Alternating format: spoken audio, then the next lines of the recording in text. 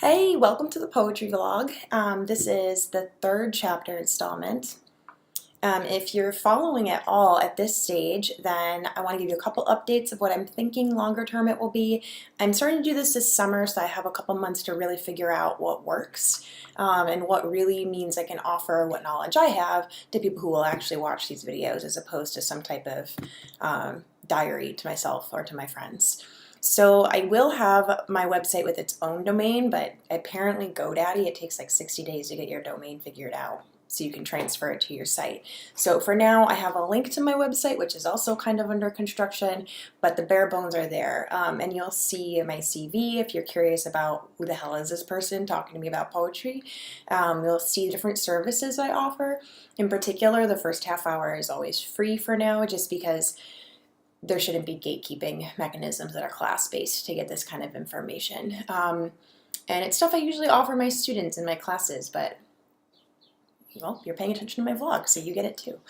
Today, I'm going to make this really quick and just look at some work by Danez Smith. I realized yesterday, since I'm new to this stuff does not go backwards after all. That's just me looking at the camera. But Danez Smith, 2 books. They are an incredible poet. They have their own podcast with Franny Choi that's sponsored by the Poetry Foundation. They're an incredible performance poet as well.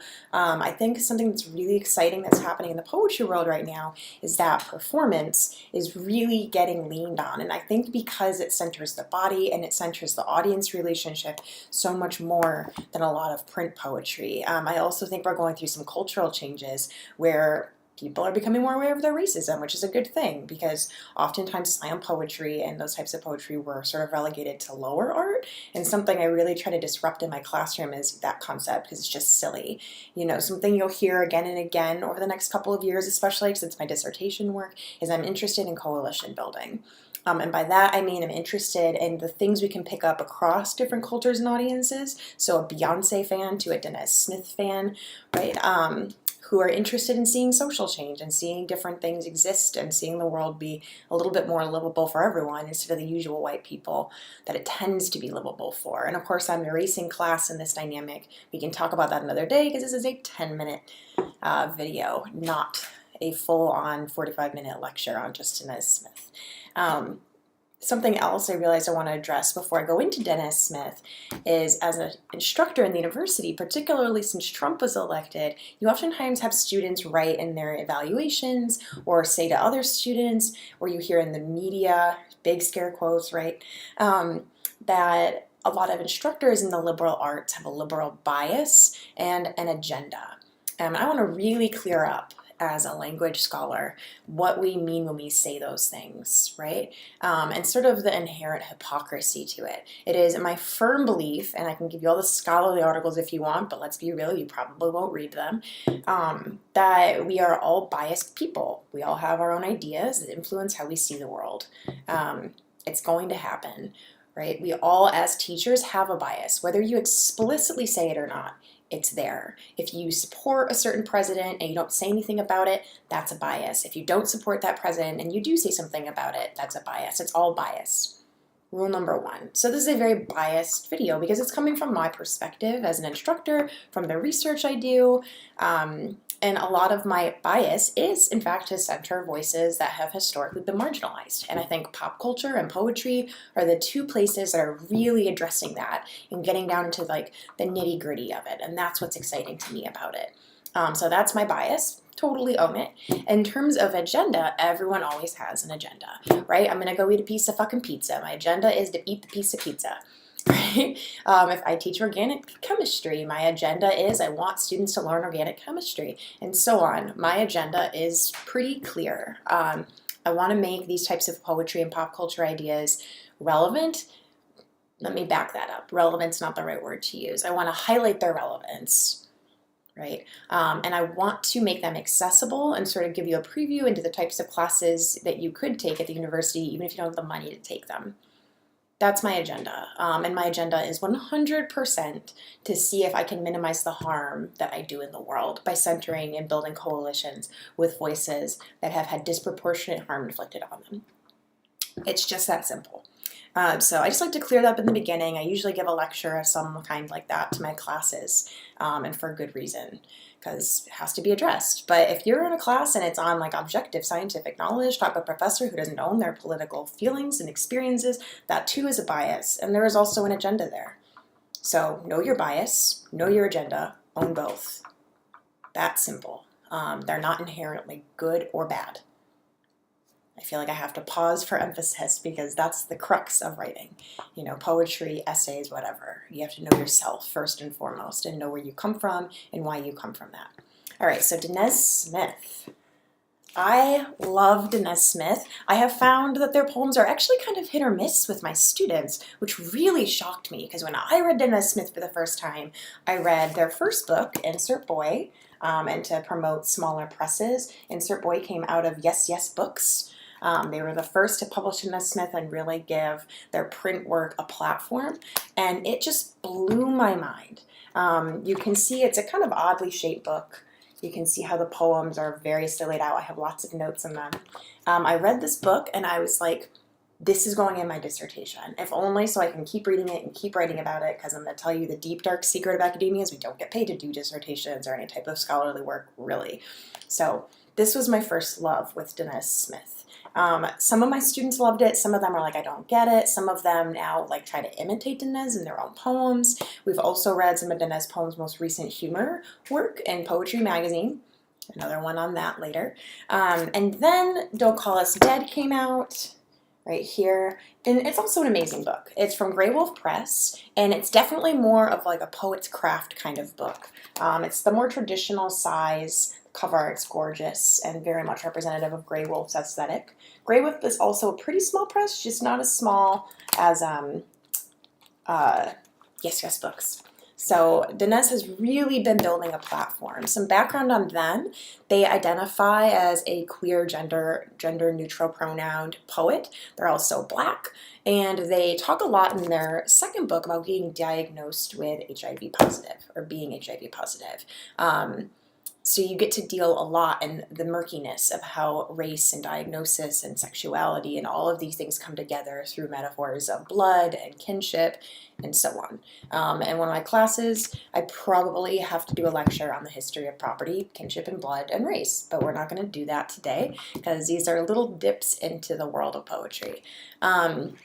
My favorite part of Don't Call Us Dead, for the most part, has been the first section, which is an extended long poem in italics. It's actually the background on my iPad. I have a Twitter notification. I do tweet, but only a little bit. We'll see if by September that gets revved up as well. And the thing that I write on the most when it comes to Danez Smith, outside of just nerding out and being a fan with the platform a little bit, which I don't mind, actually, is the way that they articulate the relationship between water, race, gender and sexuality, and diagnosis. And I'm going to talk more about water later on through later blog posts, but I think that it's really interesting how in this moment ecological resources are reimagined in almost a combination historical and sci-fi way to think about resource scarcity, or at least the presentation of resources as scarce, and how they get disproportionately relegated to different communities, and also how they've been places that I've marked like watery grave sites of the transatlantic slave trade, all the way up through like Flynn and the lead poisoning there. So that's a lot of my dissertation work and part of what excited me. But beyond that, it's just gorgeous writing. All right, so let's get to it. I'm going to read one poem from Insert Boy, and I'll read one poem from Don't Call Us Dead. If I'm feeling really excited, maybe I'll read another. We'll see. Let's find out here. All right. I'm going to read To My Grandfather's Prostate Cancer, and I always think it's important to look at how the form of the poem is. You have the idea? All right. To my grandfather's prostate cancer. You awoke dressed as a rose blooming with blades, an untamed garden of tulips and fly traps sprawled your name across his most untouched, commanded his body to bow and smell your sweet acid, your slow and reckless violence. You bully of the bully turned a monster into a man, into a boy, into a puddle of want, begging to be held. How did you do it? Replaced my grandmother's face with your swell of carnivorous pink matter. Replaced the man we knew with the man we knew could be. I will not curse you for proving him delicate. I will not damn you for whisking him away to dance with dirt. For what you took, you gave us 6 years of soft-tinged joy, hands who could touch without bruising. Oh, sweet sick, I want to kiss you all over. Your red velvet mouth, speak all your names back into you. Hot pink undertaker, Hades of the underskin, tiny knot of mercy, god of growth and rapid weight loss, impossible hero, lord of a decaying kingdom. The first time I saw my grandfather hold his wife's hand, first time his open palm did not demand blood. So that's a pretty good sample of the voice and tone. I also want to read the first poem from this book, actually. And the book is organized as insert boy. Each section, they insert a word that usually is associated with black boyhood. The first poem, the inserted word is black. So black boy B. Black boy B, like ocean hid behind a grain of sand, like a village ablaze and dreaming of spit, like ashy hands bathed in blue flame, like a pillar of bone sealed by honey, like a mouthless prayer, a lost glory, like a gold watch slowed by blood, like blood all over everything, the Reeboks, the tube socks, the air in the mother's hands like nothing at all, and ain't that something? Ain't that the world? Woo! Anyway, I love this book, can't recommend it enough. These are going to be longer at the beginning because there's just a lot of stuff I got to fill you in on. One is try to buy from the presses themselves. Small presses are tiny. They don't make any money. They're just supporting poets. Poetry books generally aren't going to be that much cheaper on Amazon. Normally I'm like, get your shit on Amazon if it's cheap. Try to buy your poetry books from small presses and support the work that they're putting out because poets and poetry editors don't really make money. All right. So that's insert boy. Let's go to Don't Call Us Dead. I have a bunch of notes here because I ended up using it heavily for my dissertation. One poem I highlight is there's some experimentation, right, like the mixing of blood, both with the text on the page, and then there's ones that are a little bit more straightforward. Again, my favorite sections at the beginning. I'm just going to read a shorter poem for the sake of time, and I encourage you to check out this book. Maybe one day, who knows, Danez will sit in with us and also do a reading. And I also encourage you, and I'll actually think I'll link in the description to some of the YouTube videos of Danez performing because they are a phenomenal performer and that matters. Okay, it began right here, a humbling at my knees. I let him record me, wanted to watch me be monster, didn't know he'd leave me with vultures grazing my veins. Me. Dead lion who keeps dying. Him. Flies who won't leave my blood alone. The devil sleeps in my eyes, my tongue, my dick, my liver, my heart. Everywhere blood is, he sleeps. And I knew before I knew and can't tell you how. Ghosts have always been real and I apprentice them now. They say it's not a death sentence like it used to be, but it's still life. I will die in this blood cell. I'm learning to become all the space I need. I laughed today. For a second, I was unhaunted. I was the sun, not light from some dead star. I was before. I was negative, but I'm not. I am a house swollen with the dead, but still a home. The bed where it happened is where I sleep. That's it began right here. So that's a little dip into Danez Smith. Realistically, if I have a day where I'm like, I'm not feeling any of the books on my shelf, odds are I'll pick up some more Danez Smith and keep reading them to you. So that's it for today. Again, check out my website. It's still in the works. Future, I want to get down to maybe 10 minutes or so, maybe eventually some live streaming.